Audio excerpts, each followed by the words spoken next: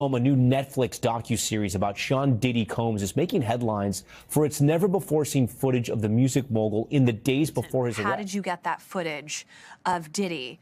I figured most journalists would not disclose Watch this and think that you really hate Sean Combs. Why would they be thinking that? Because of the things that you post on Instagram, Yeah, because this, of the... Look at this. And it's... Now let's pause for a moment, because what we're talking about today isn't just another celebrity controversy. This is one of the largest pop culture shockwaves of the decade. Picture a documentary so incendiary, so unfiltered, and loaded with never-before-released footage that the internet practically froze the second Netflix released the trailer. That's exactly what happened with Sean Combs, The Reckoning, a 4-part documentary series that chronicles Diddy's transformation from a hip-hop visionary and industry kingmaker into a convicted felon whose empire unraveled in front of the entire world. But here's the twist no one saw coming. The executive producer behind this bombshell project is none other than 50 Cent. Yes, that 50 Cent. The same man who has spent years trolling, taunting, and publicly dismantling Diddy at every opportunity. Now he's the creative mind behind the very documentary everyone can't stop talking about. And today, 50 Cent is finally explaining why he did it, why the timing was critical, and why he believes this documentary needed to exist, regardless of how uncomfortable, dark, or controversial the truth ultimately became. 2 years ago, everything changed when Cassie filed a lawsuit accusing Diddy of physical abuse, coercion, exploitation, manipulation, control, and years of what she described as sustained psychological torment. That single filing cracked the entertainment world wide open. It was the first domino, the spark that ignited what would soon become an unrelenting cascade of allegations, civil suits, federal investigations, and nonstop public scrutiny. At first, many assumed Cassie's lawsuit would disappear quietly. After all, the case was settled privately within 24 hours. But by then, it was already too late. The allegations were public. The details were everywhere. And once the floodgates opened, they couldn't be closed. Former employees, ex-partners, dancers, collaborators, and insiders began stepping forward, one after another, with stories that were far more disturbing than anyone had anticipated. 50 Cent watched all of this unfold in real time. And according to him, this was the moment he realized the public needed a centralized place to truly understand what was happening, not fragmented rumors, not social media speculation, but the full scope of the story laid out in one place. On November 17, 2024, 50 Cent made his feelings clear about Diddy's rapid settlement with Cassie. In a now-deleted Instagram post, the G-Unit founder and veteran TV producer suggested that Diddy's troubles were only just beginning. He wrote, LOL, he paid that money real quick. Should have done that before the shark saw blood in the water. And here they come in 5, 4, 3, 2, 1. Every woman he put his hand on. Just one day earlier, on November 16th, 50 Cent had already taken to Twitter with another shot, continuing his long-standing habit of publicly mocking the bad boy founder. Posting a photo, he captioned it, "Damn, brother love, brother love, brother love, you out here looking crazy as MF LMAO." Diddy soon released his own carefully worded statement, saying, "We have decided to resolve this matter amicably. I wish Cassie and her family all the best. Love." Today, Sean Diddy Combs is serving a 50-month federal prison sentence after being convicted in late 2024 on 2 counts related to the transportation of individuals for adult industry activities. And since his conviction, the scrutiny surrounding his former associates has only intensified.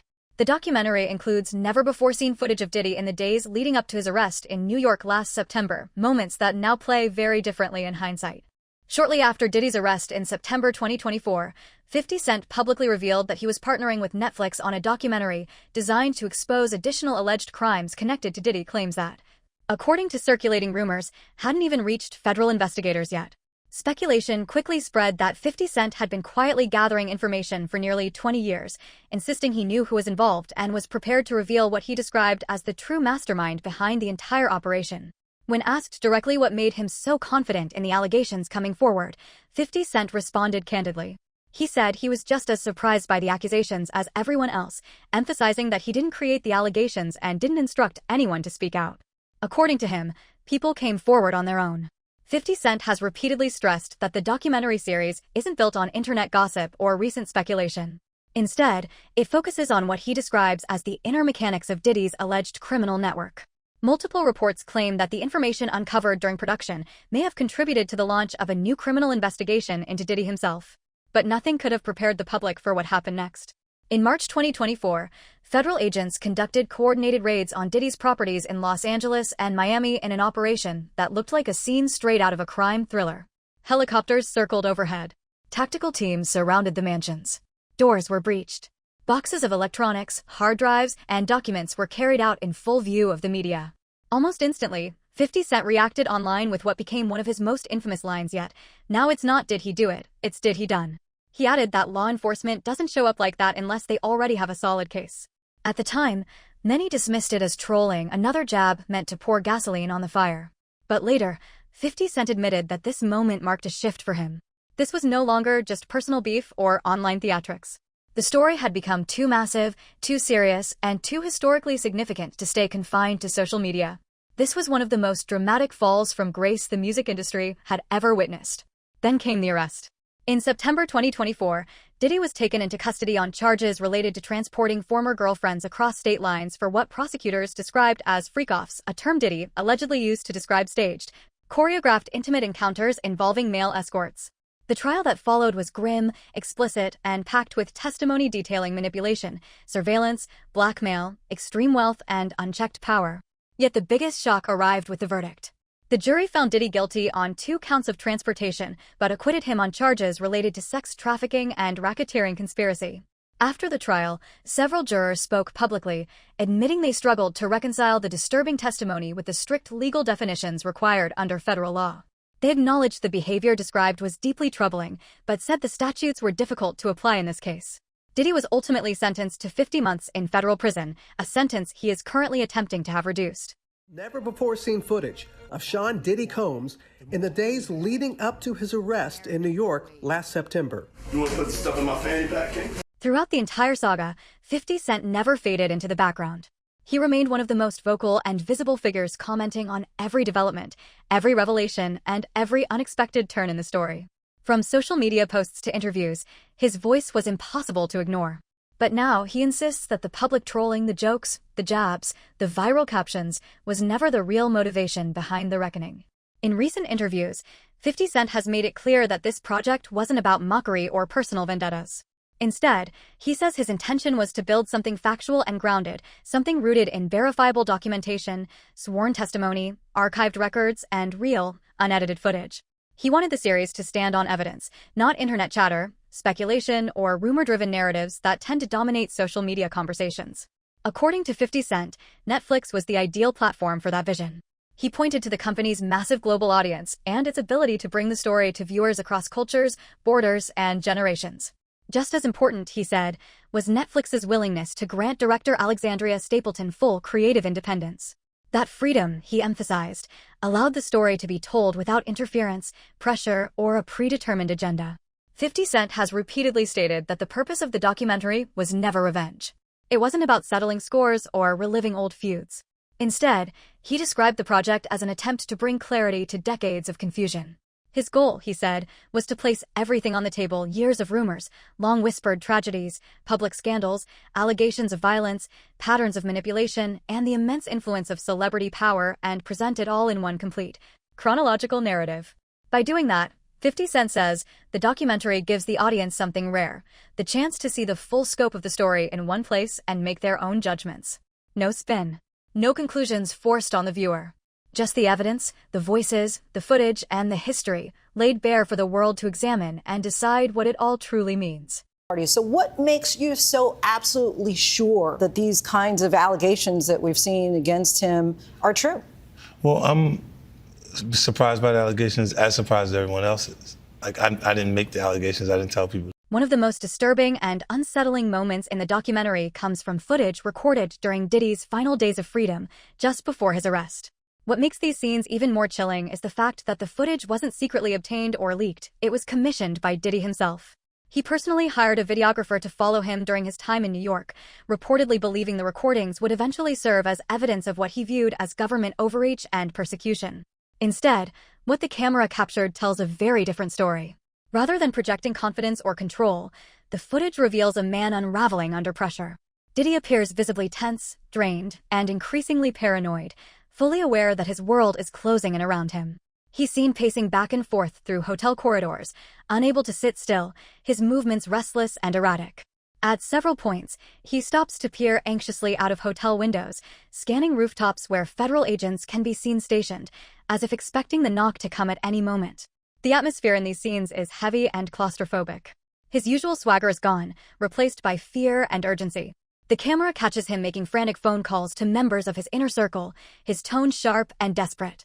In one particularly striking moment, he demands that someone be brought in, someone experienced in what he describes as the darkest corners of media, influence, and propaganda, someone who knows how to control narratives, manipulate perception, and fight back in the court of public opinion. What was meant to be a self-produced record of strength instead becomes an unintentional portrait of collapse. The footage doesn't depict a man standing his ground. It shows someone scrambling for control as power slips through his fingers.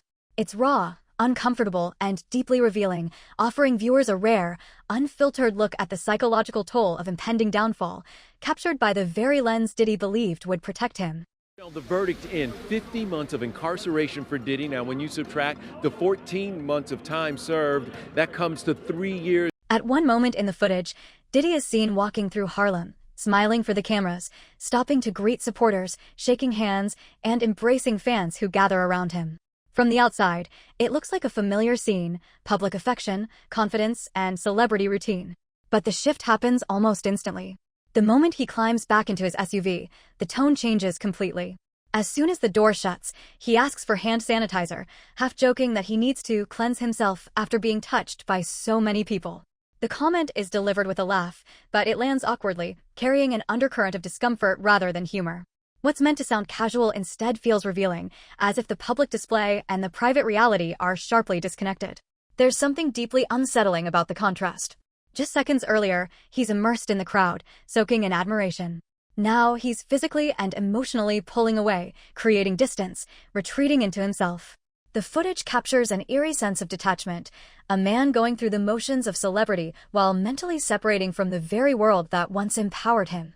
It feels less like a joke and more like a reflex, an instinctive response from someone already losing control of the narrative, the situation, and perhaps even his sense of self. The moment lingers, quietly suggesting that beneath the smiles and handshakes, the pressure is mounting and the unraveling has already begun. That the real goal was to storytell, and not everyone needed to have an allegation to be a part of this. One of the most heavily discussed and emotionally charged segments of the documentary revisits the very first tragedy that propelled Diddy into national public awareness, the 1991 City College celebrity basketball event. At the time, it was meant to be a high-energy, star-powered gathering, but it quickly spiraled into catastrophe. The gymnasium had a maximum capacity of roughly 2,700 people, yet nearly 5,000 attendees poured in, overwhelming the space and creating a deadly bottleneck at the entrances and stairwells. What followed was chaos. The documentary presents harrowing footage from that night, crowds surging forward with nowhere to go, people screaming in panic, bodies trapped and crushed in narrow staircases, and victims being desperately pulled from the pile as first responders fought against the chaos. The images are raw and difficult to watch, capturing the confusion and terror of a situation that escalated far beyond anyone's control. At the center of it all was a young Sean Diddy Combs, who at the time was still an aspiring music promoter. The event was partially organized by him, marking one of his earliest major forays into high-profile entertainment promotion. While responsibility for the tragedy was debated for years, the documentary frames this moment as a turning point, an experience that left a permanent mark on his life and career. According to the film, the City College disaster didn't just introduce Diddy to the public eye, it fundamentally altered his trajectory. It was the moment where ambition, celebrity, and real-world consequences collided for the first time.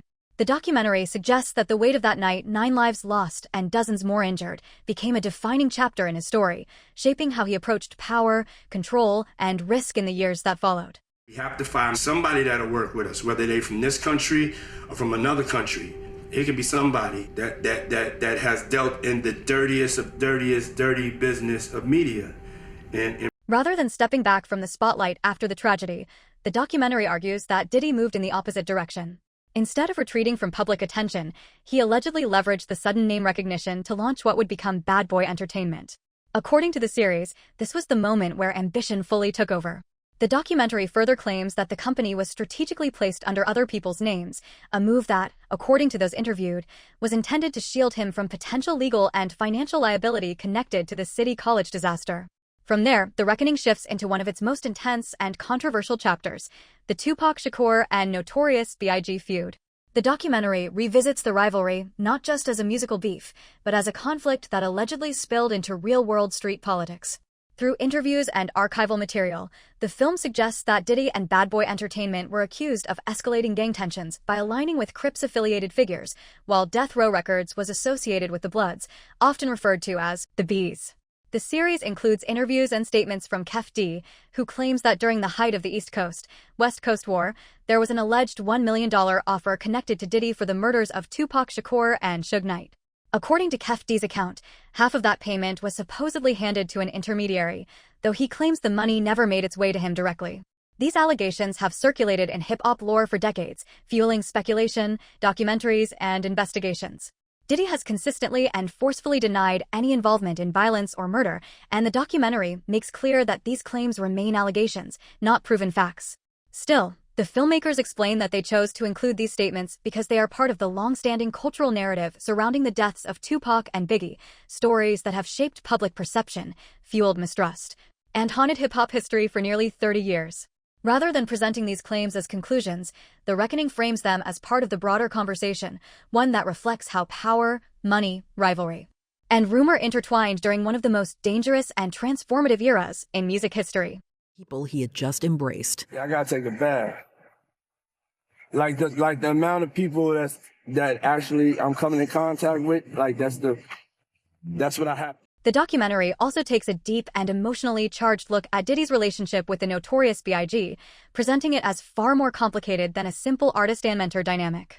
According to the film, their bond existed in a gray area, part guidance, part business partnership, and part control.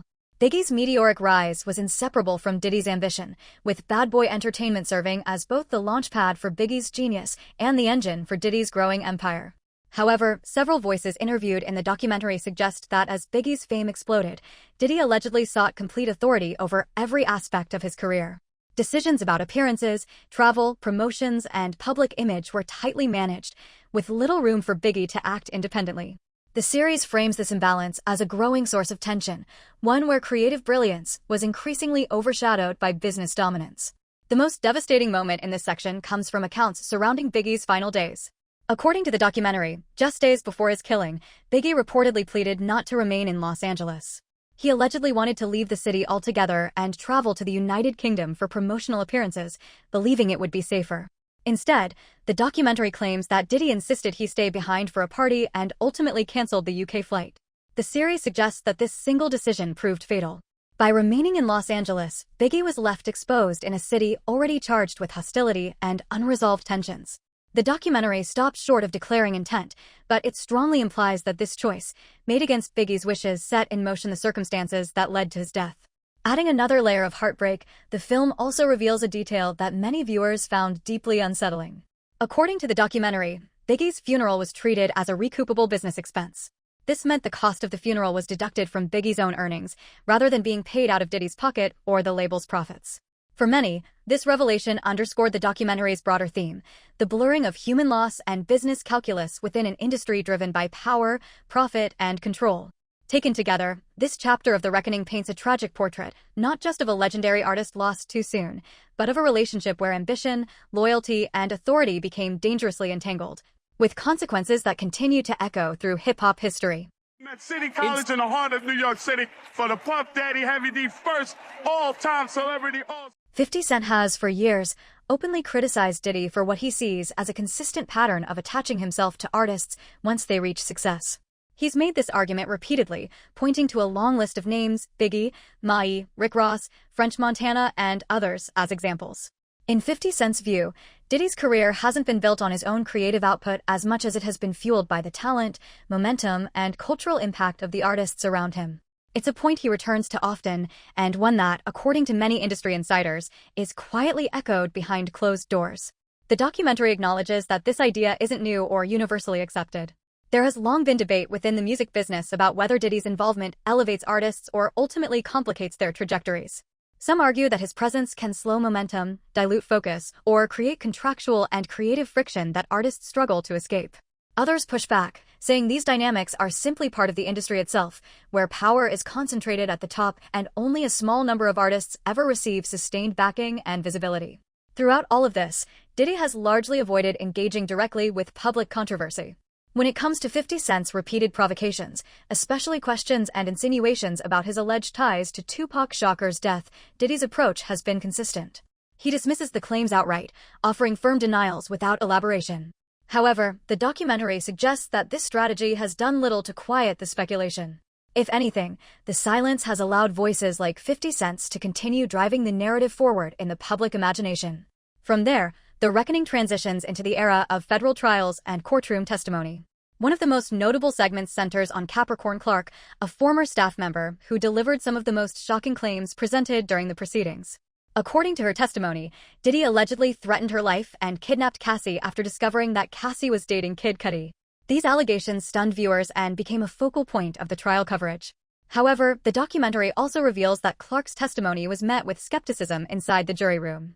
Several jurors reportedly struggled to fully accept her account, describing her statements as confusing, inconsistent, and difficult to follow.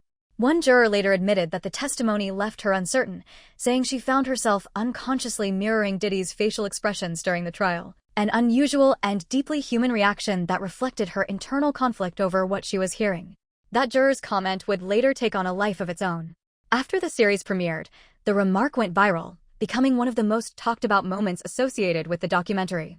It underscored not only the complexity of the case, but also how deeply the trial blurred the lines between credibility, perception, and performance, both inside the courtroom and in the court of public opinion. Says there had been a payment from Combs to Keefe D, but it had gone through Zip, and then that money was... The documentary also takes a detailed and carefully structured look at Cassie's testimony, laying out her allegations in full. Viewers hear accounts involving so-called freak-offs, along with claims of intense control, psychological coercion, emotional manipulation, and constant surveillance. The series presents these elements chronologically, showing how Cassie described a relationship shaped by imbalance, fear, and dependency rather than equality or freedom.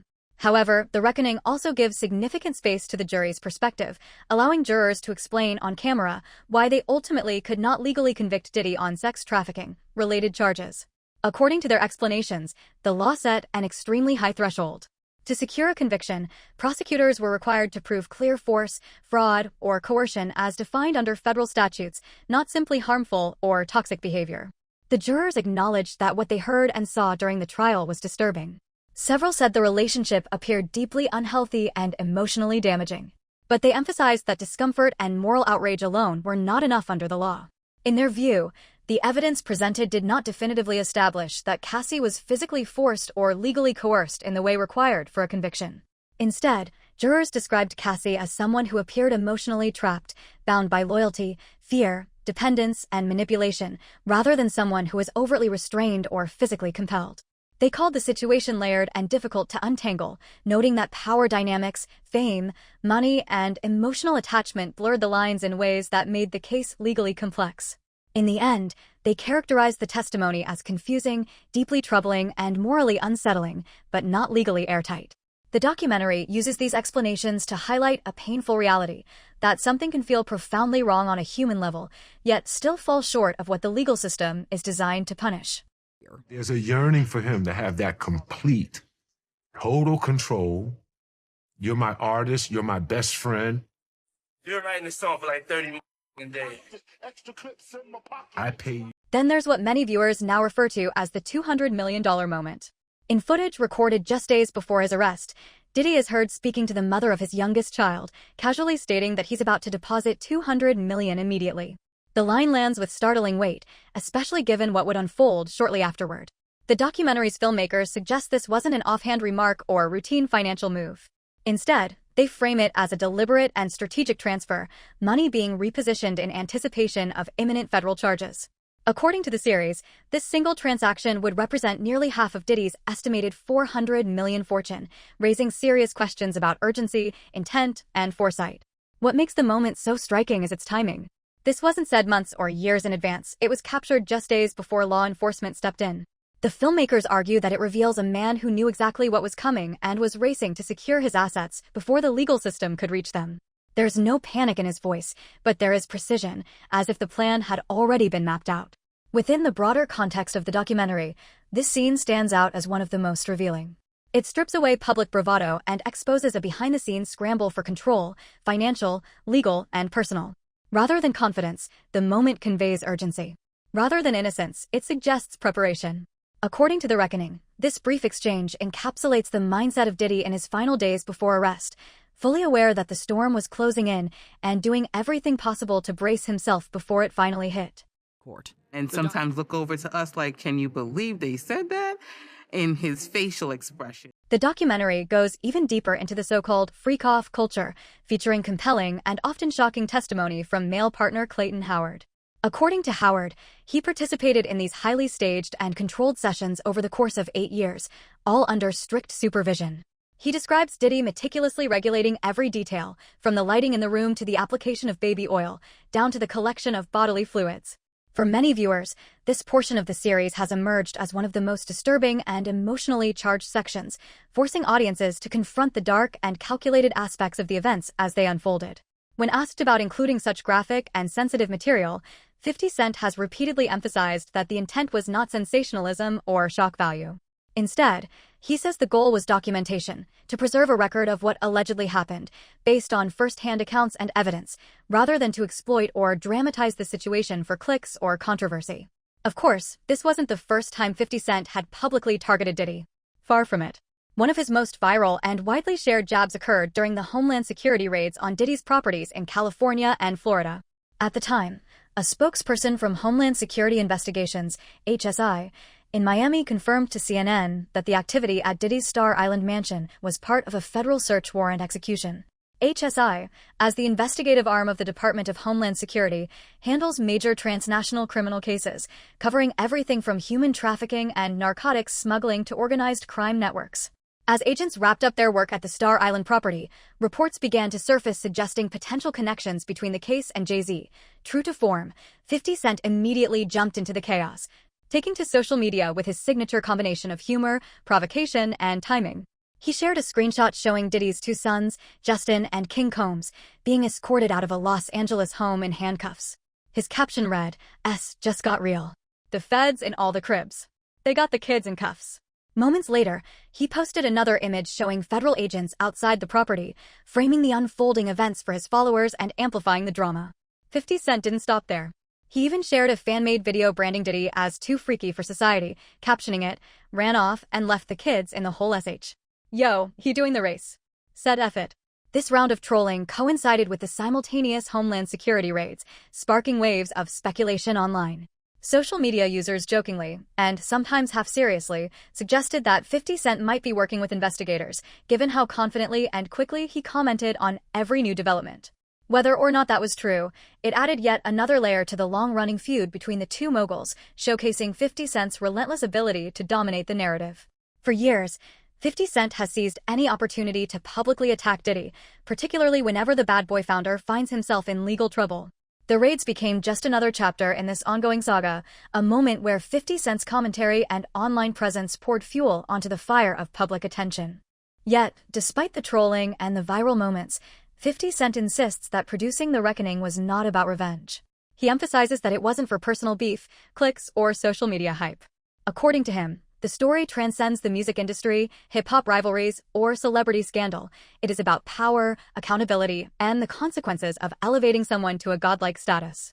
In his view, the series exposes what happens when a culture worships and protects its celebrities without question, until the moment their behavior can no longer be ignored. Director Alexandria Stapleton described the documentary as a mirror reflecting society itself, how the public contributes to celebrity idolization and what we condone when we place individuals on impossibly high pedestals. 50 Cent agrees wholeheartedly. For him, this project is less about individual grudges and more about illuminating the dark side of fame, the abuse of power, and the perils of celebrity worship. It's a deep dive into accountability, showing both the personal and cultural consequences of letting someone operate unchecked at the very top of a world built on influence, money, and perception. For granted, he never thought that she'll leave her. So it's like both hands clapping together. You cannot clap with one hand. The both hands like this, then you get... Diddy, naturally, has responded to the documentary. Speaking through a spokesman, he characterized The Reckoning as a shameless hit piece, orchestrated by a longtime adversary with a personal vendetta. According to the statement, Diddy claims the series twists facts, leans heavily on recycled rumors, and is designed primarily to humiliate him while he is incarcerated. The spokesman emphasized that the portrayal is one-sided and unfair, framing it as a targeted attack rather than an objective exploration of events. 50 Cent, however, has consistently pushed back against those claims. He insists that the documentary stands on its own, without bias or personal interference. According to him, every interview, every file, every piece of footage, and every testimony included in the series was collected over the course of 2 years with a deliberate focus on objectivity and factual accuracy. He stresses that at no point did he attempt to shape or influence the narrative, manipulate stories, or direct the interviews to achieve a certain outcome. Instead, 50 Cent says his role was strictly that of a facilitator and producer. His responsibility, he explains, was to bring the project to Netflix, provide the production team with the resources necessary to tell the story fully, and ensure that no outside influence, from Diddy's camp or elsewhere, could interfere with the filmmaking process. In his view, the documentary is not a vehicle for revenge or personal attacks. It is a meticulously documented account intended to present the facts as clearly and comprehensively as possible, leaving the audience to draw their own conclusions. I'm about to deposit $200 million right now. As The Reckoning premieres on Netflix, the world is watching closely. Fans, critics, former employees, music industry veterans, and countless people who grew up idolizing Diddy are all attempting to process a story that spans 3 decades, dozens of controversies, and innumerable lives affected along the way. The documentary doesn't just revisit events, it forces audiences to confront the scale of influence, ambition, and consequence that Diddy wielded throughout his career. Standing at the center of this cultural storm, 50 Cent emphasizes that the documentary is far from the full story. According to him, there are additional interviews, unseen footage, and revelations that didn't make it into the series, largely because the story itself is still unfolding. Diddy has appealed his federal conviction and is participating in a prison sobriety program in hopes of shortening his sentence. His businesses, once symbols of empire and influence, have collapsed. His public reputation is deeply damaged, and his legacy is now irrevocably complicated by allegations that will follow him indefinitely. For 50 Cent, documenting this moment is about more than entertainment, personal vendetta, or social media clout. It's about capturing a historical turning point, a clear record of how one of the most powerful figures in music and pop culture could fall so dramatically, so quickly, and in such a morally and legally disturbing way. This is the story of Sean Diddy Combs. This is The Reckoning. And this is why 50 Cent made it, to preserve a meticulous, unflinching account of ambition, power, and the consequences of unchecked celebrity. It's a cautionary tale, a cultural reflection, and a moment in history that cannot be ignored.